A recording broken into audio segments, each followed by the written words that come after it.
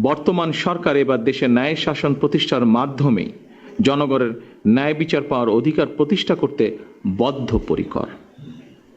আদালত হয়রানির জায়গা নয়, বরং ন্যায় বিচার পাওয়ার নিরাপদ স্থল। জনমনে এমন বিশ্বাস দৃঢ় হলে সমাজ থেকে মব ভায়োলেন্স ও দূরীভূত হবে বলে আমি ব্যক্তিগতভাবে বিশ্বাস করি। এই জন্য বর্তমান সরকার ন্যায় এবং আস্থার জায়গা হিসাবে বিচার বিভাগকে প্রতিষ্ঠিত করতে কাজ করছে। প্রিয় সুধীবৃন্দ, দুর্নীতিমুক্ত, স্বচ্ছ ও স্বাধীন বিচার ব্যবস্থা প্রতিষ্ঠার মাধ্যমে বিচার প্রক্রিয়ায় জনগণের হয়রানি লাঘব করতে সরকার বিচার প্রশাসন ও বিচার প্রক্রিয়াকে সম্পূর্ণরূপে ইলেকট্রনিক ব্যবস্থায় রূপান্তরের অংশ হিসাবে বিচার ব্যবস্থার আধুনিকায়নে ই-বেইল বন্ড পদ্ধতির বাস্তবায়ন কর্মসূচি অব্যাহত রেখেছে এবং যার ফলশ্রুতিতে আজ 7টি জেলায় এই প্রক্রিয়াটি চালু হলো। দেশের সকল আদালতে ই-বেইল বন্ড পদ্ধতি চালু করা গেলে জনগণের বিচার প্রাপ্তিতে বিলম্ব ও বৈষম্য দূর করে ন্যায় বিচার প্রতিষ্ঠার সহায়ক হবে বলে আমরা বিশ্বাস করি। ন্যায় বিচারে বিলম্ব করা মানেই ন্যায় বিচারকে উপেক্ষা বা অস্বীকার করা। আমি আশা করি বিচার বিভাগ, কারা কর্তৃপক্ষ এবং সংশ্লিষ্ট সকল প্রতিষ্ঠান আন্তরিক উদ্যোগ নিয়ে ই-বেইল বন্ড ব্যবস্থাকে এগিয়ে নিয়ে যাবেন।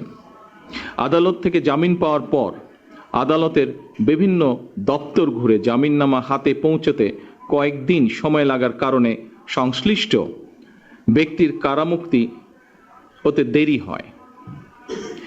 এটি আইনের শাসন হলেও ন্যায় বিচার কিনা এ নিয়ে প্রশ্ন করার সুযোগ হয়তো রয়েছে। ফ্যাসিবাদী শাসনামলে আমরা দেখেছি আইনের দোহাই দিয়েই এমনকি রাতের বেলা আদালত বসিয়ে ভিন্ন দল এবং মতের শত শত মানুষকে শাস্তি দেওয়া হয়েছে। সেগুলো অবশ্যই ন্যায় বিচার ছিল না, বরং আইনি বিচারে আইনের অবিচার চালানো হয়েছিল। আইনের শাসন এবং ন্যায় বিচার বিষয় দুটি একটি আরেকটির পরিপূরক। আমার কাছে মনে হয় রাষ্ট্রে আইনের শাসনই শেষ কথা নয়, বরং ন্যায় বিচার প্রতিষ্ঠাই হচ্ছে গুরুত্বপূর্ণ। এ কারণেই বর্তমান সরকার রাষ্ট্র এবং সমাজে আইনানুগ ন্যায় বিচার প্রতিষ্ঠা করতে চায়। ন্যায় বিচার প্রতিষ্ঠার জন্য প্রয়োজন ন্যায়পরায়ণ বিচারক। আমি মনে করি জামিন প্রক্রিয়ায় ই-বেইল বন্ড ব্যবস্থা বিচার প্রার্থীদের ক্ষেত্রে বিচার প্রতিষ্ঠার যাত্রাপথে একটি উল্লেখযোগ্য ধাপ। জামিনের নথি অনলাইনে দাখিল করার ইলেকট্রনিক জামিননামা বা ই-বেইল বন্ড পদ্ধতির মাধ্যমে অল্প কিছু সময়ের মধ্যেই জামিননামা সংশ্লিষ্ট ব্যক্তির কাছে পৌঁছে যাওয়ার ফলে বিচার প্রার্থীদের হয়রানি লাঘব হবে ইনশাআল্লাহ। আগে একটি জামিননামা সম্পন্ন করতে আদালত থেকে জেলখানায় পৌঁছানো পর্যন্ত আইনজীবী, মোহরি, ম্যাজিস্ট্রেট, পুলিশ, পিয়ন সহ নানা পরিক্রমায় কমপক্ষে 13টি ধাপ পার হতে হতো, বা যা এখনো বিভিন্ন জায়গায় হচ্ছে। ই-বেইল বন্ড পদ্ধতি চালুর পর এখন সংশ্লিষ্ট ব্যক্তির কাছে জামিননামা কিছু সময়ের মধ্যেই পৌঁছে যাবে। এ কারণেই বর্তমান সরকার সারা দেশের সকল আদালতকে ই-বেইল বন্ড পদ্ধতির আওতায় আনার সিদ্ধান্ত নিয়েছে।